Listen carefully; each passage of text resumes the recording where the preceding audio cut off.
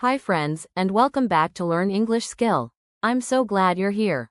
Today, we're doing something I know you'll love. We're diving into English with a captivating story. If you want to keep practicing your English skills with us, hit that subscribe button. Grab a notebook and pen, turn up the volume, and let's start the story. My name is Emily. I am 23 years old. I live in a small city called Willow Creek with my father and my younger sister. I work at a small coffee shop in the city center.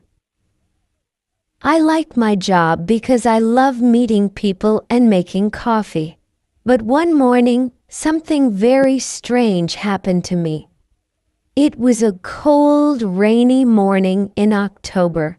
I woke up early because I had an early shift at the cafe. When I checked my phone, I saw a message from my best friend Sophie. The message said, "Emily, please come to the train station today. I really need you. 11 a.m. platform 5. I did not understand. Why did Sophie want me to go to the train station? She didn't say anything else. I called her, but her phone was switched off. I looked at the clock. It was already 9 a.m. I only had 2 hours to get ready and reach the train station. I put on my favorite jeans, a warm blue sweater, and my black boots. I grabbed my raincoat and my small black umbrella. My dad was making breakfast. I told him, "Dad, I have to go to the train station. Sophie needs my help." My dad looked at me with worry. He said, "Be careful, Emily. Call me if you need anything." I left the house and walked to the bus stop. The rain was falling heavily. I got on the bus. It was crowded with people going to work. I found a small space near the door. The windows were foggy, and I watched the city pass by. After 30 minutes, I reached the train station. The station was big and full of noise.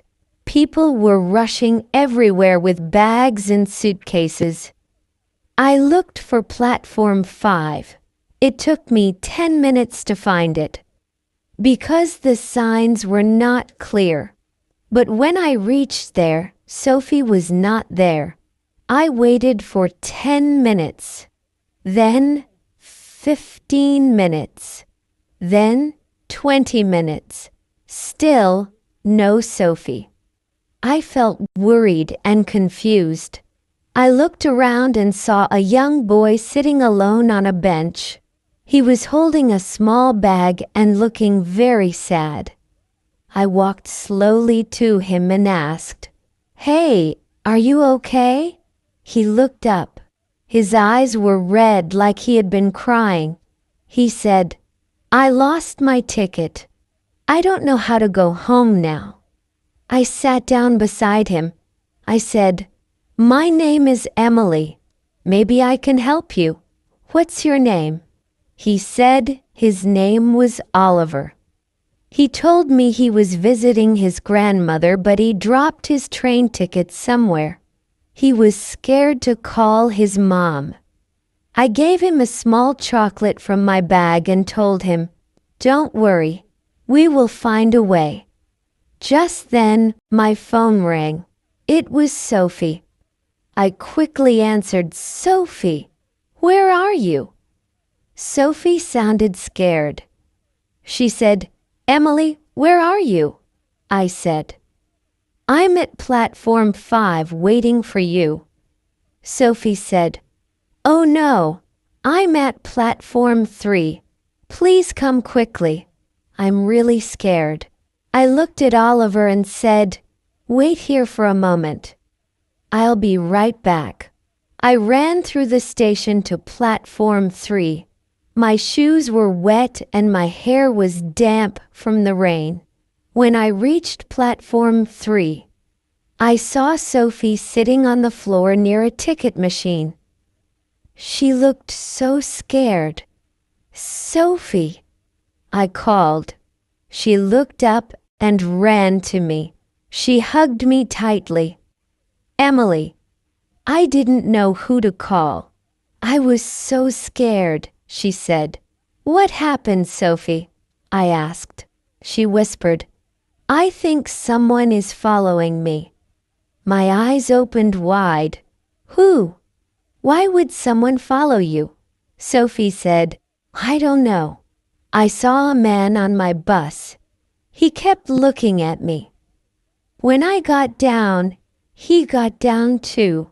Now he's here somewhere." I looked around. People were walking everywhere. Then Sophie pointed slowly at someone near the small cafe. "That's him," she whispered. I looked and saw a man in a dark green jacket and a black beanie hat. He was standing near the cafe, pretending to look at his phone. I felt my heart beat faster. "Stay here," I said. "I'll go talk to him." But when I stepped forward, the man looked at us and quickly walked away. We stood there, watching him disappear into the crowd. Sophie said, "Do you believe me now?" I nodded. "Yes. Let's tell the station security." We went to the help desk and told a kind lady everything. She called the security guard. The guard listened carefully and said, "Don't worry. We will check the cameras." Sophie looked a little calmer. She squeezed my hand and said, "Thank you, Emily.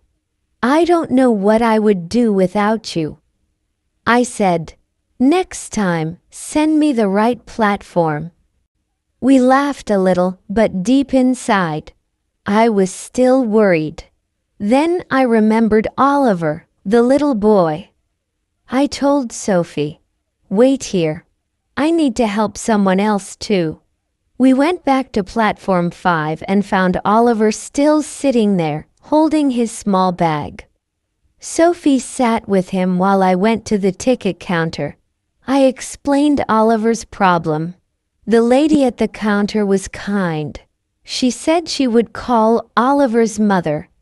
When Oliver's mom arrived, she hugged him tightly. She thanked me and Sophie again and again. I felt warm inside. It felt good to help. When we left the station, it was still raining. Sophie and I shared my umbrella. We walked to a small cafe to rest and drink tea. We talked about what happened. Sophie told me she thought her old boyfriend might be behind this. He was angry when she left him. I told her, "Don't worry, you are safe now. If he tries anything again, we will tell the police." Sophie smiled weakly. "You're my best friend, Emily." I said, "Always." After tea, we took a taxi home. I looked out the window and saw the city lights shining through the rain. Sophie rested her head on my shoulder. I felt tired but strong. So many things happened that day. The strange man, helping Oliver, being brave for Sophie. When I got home, my dad and my sister were waiting. They hugged me tight. I told them everything. My dad said, "You are my brave girl." My sister said, "I want to be like you one day." That night, I couldn't sleep well. My mind was full of questions. But I knew one thing. I was not alone. I had my family. I had my best friend. And I had a kind heart that helped people. 1 week later, I was making coffee at the shop when someone called my name. I turned and saw Oliver and his mother. They came to thank me again. They brought me a small box of homemade cookies. I felt so happy. That day, I understood something important. Sometimes scary things happen, But if we help each other, if we stay brave and kind, we can face anything together.